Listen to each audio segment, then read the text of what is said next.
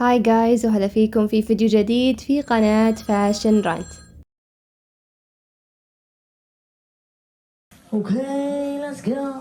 بناء على طلبكم اليوم موضوعنا أيقوني جدا عن الأزياء في فيلم مين جيرلز. الفيلم اللي نزل سنة 2004 مو بس ترك لنا جمل صارت أيقونية وترند مثل On Wednesdays we wear pink. Get in, loser, we're going shopping. لكنه أيضا أعطانا صورة كاملة عن توجهات الموضة في أوائل الألفينات.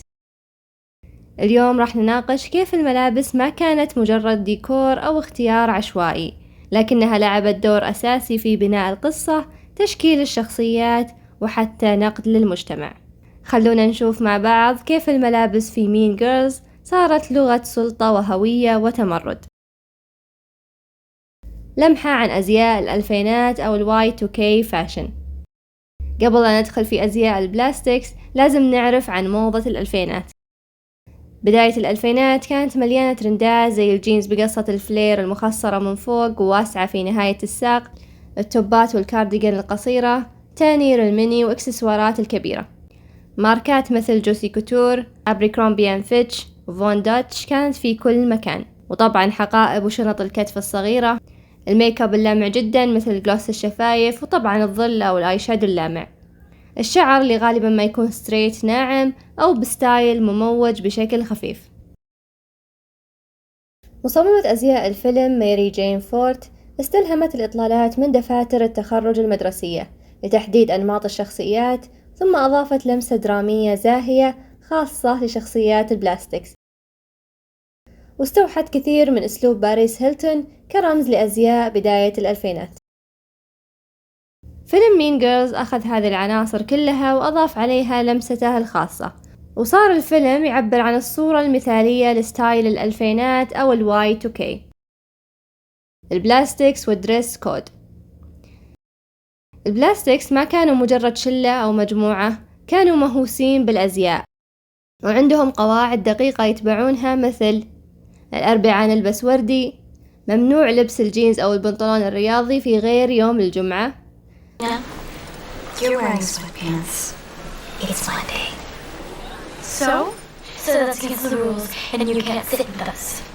Whatever. مسموح ربطة الشعر بستايل ذيل الحصان أو البوني تيل مرة واحدة في الأسبوع. القواعد هذه حولت الموضة إلى لغة إقصاء، إذا ما التزمتي أنتي برا. ستايل ريجينا جورج. ريجينا هي ملكة الموضة والسلطة. Regina George is flawless. She has 2 Fendi purses and a silver Lexus. Pretty. One time, she punched me in the face. It was awesome. ملابسها دايما أنثوية وفيها جرأة. ستايلها المعروفة فيه هو تانير القصيرة والكارديجان المفتوحة. وطبعا ما ننسى اللحظة الشهيرة لما قطعوا بلوزتها وصارت موضة جديدة تثبت إنها ما تتبع الموضة لكن هي اللي تصنعها. ستايل جريتشن. ستايلها جريء أكثر من ناحية الألوان مثل الأحمر والبرتقالي، التنانير بالطبعات أو النقشات، وطبعا شعرها المموج. رسالتها واضحة جدا: أنا موجودة بس برضو أنا تابعة لريجينا. ستايل كيرن. ملابسها أنثوية لكن بشكل أبسط وما فيها تعقيد، وغالبا ما يطغى عليها اللون الوردي. اختيارات الأزياء لها تبين شخصيتها السطحية والبريئة بدون أي عمق. ستايل كيدي ورحلتها في الموضة. كيدي أول ما دخلت المدرسة كان ستايلها بسيط واقعي أكثر من ستايل البلاستيكس، جينز بسيط، تيشيرت عادي وجاكيت. ما كان عندها أي فكرة عن قوانين الموضة، واللي يبين أنها خارج الدوائر الاجتماعية في المدرسة أو اعتبارها كأوتسايدر. مع اختلاطها بالبلاستيكس تبدأ تجرب ستايل أنثوي أكثر مثل التنانير والكعب العالي، اللي يبين لنا كيف ممكن تكون الموضة وسيلة للتأقلم والانتماء. في الوقت اللي تجرب كيدي ستايل البلاستيك تصير واحدة منهم وتنسى نفسها ومبادئها اللي خلاها تصير نسخة ثانية من ريجينا، بملابس أكثر جرأة، مكياج أوضح، وطبعا كعب أعلى. حتى مشيتها وطريقة حملها للشنطة تغيرت. هنا نشوف كيف الموضة تقدر تسحب منك هويتك لو خليتيها تسيطر عليك. العودة للتوازن. في النهاية كيدي تستوعب أن هذا ستايل ما يمثلها ولا يتوافق مع شخصيتها، وتلاقي ستايل معتدل أكثر، بسيط مثل ستايلها في البداية، لكن فيه أناقة ولمسة ثقة جديدة. وهنا توضح لنا رسالة أن الموضة لازم تخدمك، مو تسيطر عليك.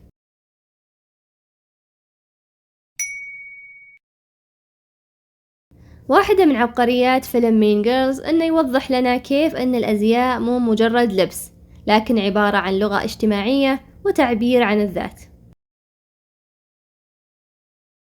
نشوف الرياضيين عندهم يونيفورم خاص فيهم، النيردز عندهم ستايل محدد، حتى الجوث كيدز عندهم كود واضح.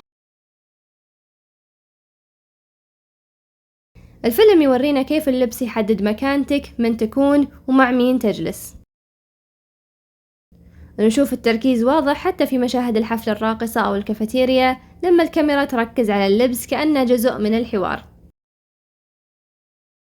تأثير الفيلم على الموضة. بعد 2004 كثير من ترندات الفيلم انتقلت للواقع.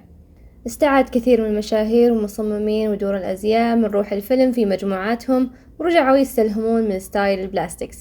كما برزت أعمال فنان الكولاج ومصمم الإكسسوارات بنجامين سايدلر اللي أعاد تخيل الشخصيات بقطع من ماركة فيتمانس، في إشارة ساخرة إلى تحول كيدي من البساطة إلى تقليد المجموعة المهيمنة. ما اقتصر تأثير الفيلم على الموضة المعاصرة فقط، لكنه أصبح رمز ثقافي شكل ملامح جيل كامل من خلال ألوان الباستيل الزاهية، التنورات القصيرة، والقصات اللي جمعت بين الواقع والمبالغة، لتظل مين جيرلز حتى اليوم أيقونة للأزياء المدرسية الممزوجة بالقوة والهوية الاجتماعية. في سنة 2020 مع رجعة ستايل الألفينات لاحظنا إطلالات مين جيرلز ترجع بقوة في تيك توك وإنستغرام.